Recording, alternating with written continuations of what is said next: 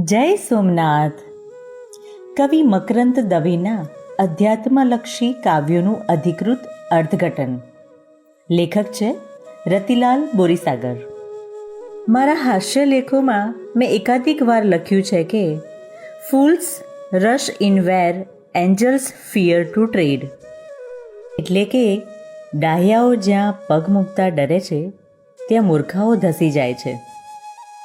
એ જાણીતી ઉક્તિ મેં જીવનમાં અનેકવાર સાચી પાડી છે, પણ ગંભીર લેખની શરૂઆત પણ આ ઉક્તિથી કોઈ વાર કરવાની આવશે એવી મને ક્યારેય કલ્પના નહોતી. પ્રસ્તાવના લખી આપવા માટે હું હંમેશા સુલભ હોઉં છું એવું જાણતા મિત્રો કહેશે, ઠીક છે મારા ભાઈ, હાસ્ય રચનાઓના પુસ્તકોની પ્રસ્તાવનાઓ લખી આપો ત્યાં સુધી ઠીક છે, પણ કાવ્યાસ્વાદના પુસ્તકની પ્રસ્તાવના? આવા લોકાપવાદનો ભય હોવા છતાં મેં આ પ્રસ્તાવના લખી છે. મકરંદભાઈના કાવ્યોના આસ્વાદક વિમલભાઈ મારા પરમ સ્નેહી છે. વિમલભાઈએ ભારતીય તત્વજ્ઞાનનું ઊંડું અધ્યયન કર્યું છે ને પોતાના જીવનમાં એ ચરિતાર્થ કર્યું છે. વિમલભાઈને હાસ્યરસ માટે પણ વિશેષ પક્ષપાત છે. મેં જોયું છે કે હાસ્યરસમાં ઊંડો રસ હોય અને તત્વજ્ઞાનમાં રસ હોય જ એવું નહીં. હોય પણ ખરો ને ન પણ હોય, પરંતુ તત્વજ્ઞાનમાં મૂળભૂત રસ હોય, તત્વને સાચી રીતે પામ્યા હોય, એ સૌની હાસ્યરસ તરફ પણ અદમ્ય ખેંચાણ હોય છે. મારી સાથેના વિમલભાઈના આત્મીય સંબંધોમાં હાસ્યરસ પરત્વેનો એમનો ઊંડો રસ મુખ્ય કારણ છે. વિમલભાઈને હાસ્ય પ્રતિ કુદરતી ખેંચાણ છે. એ હાસ્યરસની કૃતિઓ ખૂબ રસથી વાંચે છે. હાસ્યરસ પરત્વેનો એમનો રસ કેવળ હાસ્ય રચનાઓના વાંચન પૂરતો સીમિત નથી. હાસ્ય તત્વને પામવામાં પણ એમને એટલો જ રસ છે. વિનોદ ભટ્ટનું હાસ્યની સૈદ્ધાંતિક મીમાંસા કરતું પુસ્તક એમણે રસપૂર્વક વાંચ્યું છે. ઇન્ટરનેટ પર હાસ્યની તાત્વિક મીમાંસાને લગતો કોઈ લેખ મળે તો એ અવશ્ય વાંચે, એ તો ખરું જ, પણ ડાઉનલોડ કરીને મારા જેવાને મોકલે પણ ખરા. વિમલભાઈ સાથે આ રીતે આત્મીય સંબંધ સ્થપાયો. આ આત્મીય સંબંધના દાવે વિમલભાઈએ આ પુસ્તકની પ્રસ્તાવના લખી આપવાનું કહ્યું. તરતના પ્રતિભાવ રૂપે તો મેં મારો ખચકાટ પ્રગટ કર્યો, પણ એમણે એ માન્ય ન રાખ્યો. પ્રેમવશ થઈને હું આ પુસ્તકની પ્રસ્તાવના લખવા તૈયાર થયો. જ્યાં ડાહ્યાઓ પણ પગ મૂકતા ડરે ત્યાં ધસી જવાની મારી અનધિકાર ચેષ્ટાની આ છે પૂર્વ ભૂમિકા. આપણી ભાષામાં કાવ્યાસ્વાદના પુસ્તકો ઠીક સંખ્યામાં છે. આપણા ઉત્તમ સર્જકો અને મૂર્ધન્ય વિદ્વાનોએ કરાવેલા આસ્વાદોને કારણે કાવ્યરસિક ભાવકોને કાવ્ય પદાર્થને પામવામાં ઘણી મદદ મળે છે. કેટલાક ભાવકો તો આવ્યા કાવ્યાસ્વાદોના પરિશીલનને કારણે સ્વતંત્ર રીતે પણ કાવ્યને પામવાની સજ્જતા કેળવી શકે છે. શ્રી વિમલ દવેનું આ પુસ્તક સાઈ કેરી વાણી તત્વત તો કાવ્યાસ્વાદ શ્રેણીની જ પુસ્તક છે. આમ છતાં કાવ્યાસ્વાદોના પરંપરાગત પુસ્તકો કરતાં આ પુસ્તક જુદું પડે છે. સામાન્ય રીતે કાવ્યાસ્વાદ એટલે કાવ્યનો આસ્વાદ, એટલે કે કાવ્ય તત્વનો આસ્વાદ. શ્રી સુરેશ જોશીનું કાવ્યાસ્વાદનું સરસ પુસ્તક છે કવિતાનો આસ્વાદ. આ પુસ્તકમાં શ્રી કૃષ્ણલાલ શ્રીધરાણીના સુંદર કાવ્ય પતંગિયું ને ચંબેલીનો સરસ આસ્વાદ મળે છે. આ કાવ્યના આસ્વાદ લેખનું પહેલું જ વાક્ય છે, આવો તમને જાદુ દેખાડું. કાવ્યાસ્વાદમાં આસ્વાદકે આ કરવાનું હોય છે, કાવ્યનું જાદુ દેખાડવાનું હોય છે. કાવ્યનું જાદુ દેખાડવું એટલે કાવ્યના સૌંદર્યને પ્રત્યક્ષ કરવું. કવિ હરીશ મીનાશ્રુની પંક્તિ છે, પાણીને ન પડે ઉજરડો, એમ સરોવરને અડવાનું. આ જ વાત શબ્દ ફેરે કહેવી હોય તો કહી શકાય કે સૌંદર્યને સહેજે ઉજરડો ન પડે એમ કાવ્યને સ્પર્શવાનું.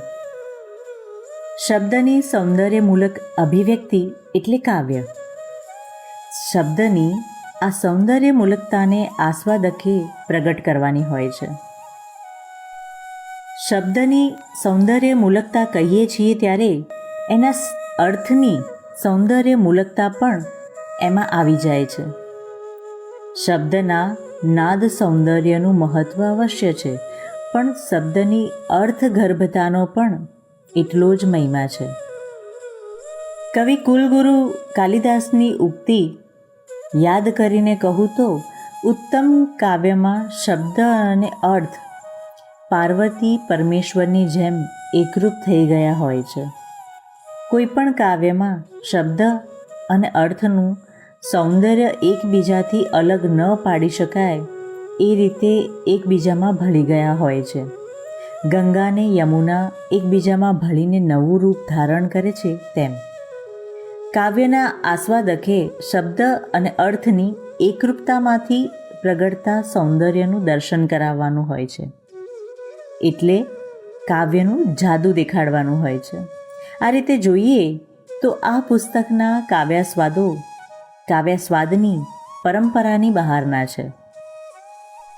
આ આસ્વાદોની જે અલગ ભૂમિકા છે તેની વાત કરતાં પહેલાં શ્રી મકરંદ દવેના વ્યક્તિત્વ વિશે વાત કરવાનું ઉચિત સમજું છું.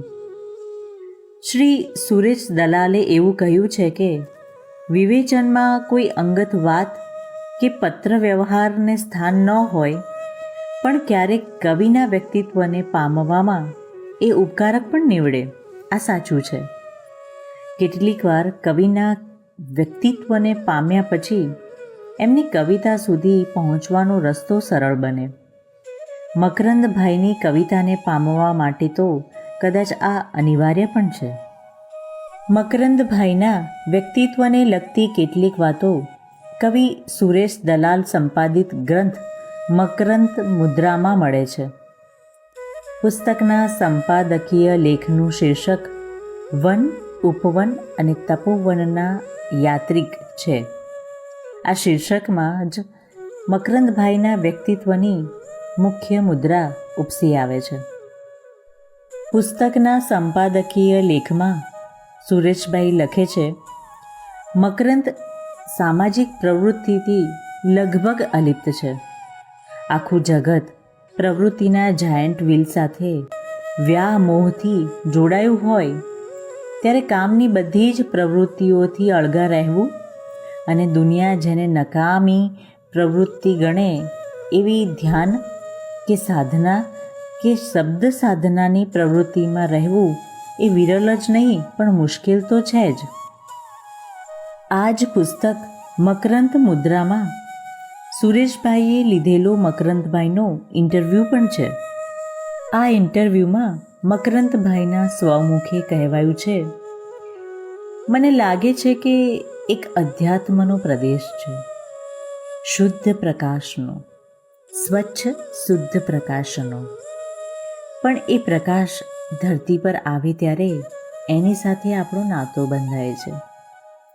આપણો આ માનવનો મેળો, મને માનવ બહુ સ્પર્શે છે ને એમાં કબીર જેવો કોઈ પાંગરે ત્યારે માણસાઈ આભને આંબી જતી લાગે.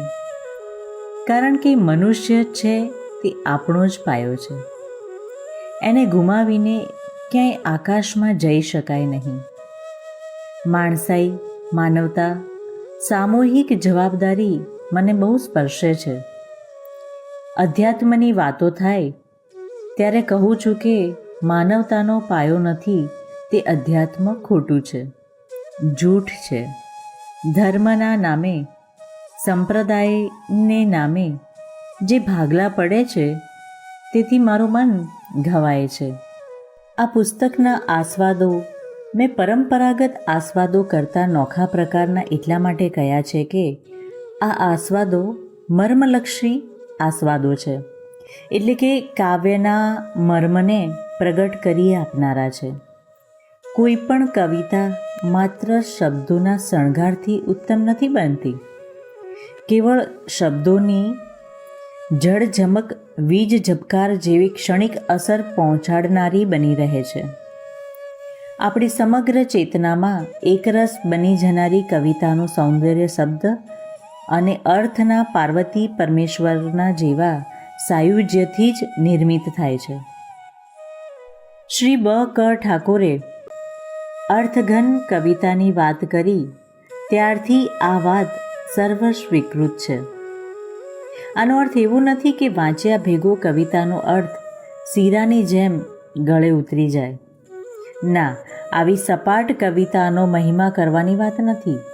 કવિતામાં થોડું સમજાય, થોડું ન સમજાય, થોડું સ્પષ્ટ થાય, થોડું ન થાય, પણ સમજાય એવું હોય એના કરતાં ન સમજાય એવું હોય એ આપણા હૃદયના તાર વધુ ઝણઝણાવે એવું હોય. ઘણીવાર તો હિમશિલાની જેમ કવિતાનો થોડો ભાગ જ પ્રત્યક્ષ થાય ને જાજેરો ભાગ કેવળ અંતર્નિહિત રહે. એટલે જ આ અંતર્નિહિત જાજેરા ભાગને પામવા માટે હું સાભિપ્રાય પામવા શબ્દનો પ્રયોગ કરું છું, સમજવા એવો નહીં. જાણકારની મદદનો ખપ પડે છે. આ કારણે જ કાવ્યાસ્વાદોના પુસ્તકોનો ખપ પડે છે. શ્રી મકરંદ દવેની કવિતાના જાણતલ આપણી પાસે એમના કાવ્યોના મર્મ પ્રગટ કરી આપે છે. સામાન્ય રીતે આપણને શબ્દ અને અર્થના સાયુજ્યથી પ્રગટતા સૌંદર્યનો આસ્વાદ કરાવતા પુસ્તકો મળ્યા છે. આ પુસ્તકો કાવ્ય પદાર્થના અધિકારી કાવ્યજ્ઞો દ્વારા મળ્યા છે. એટલે આવા પુસ્તકોની ઉપકારકતા સ્વયં સ્પષ્ટ છે.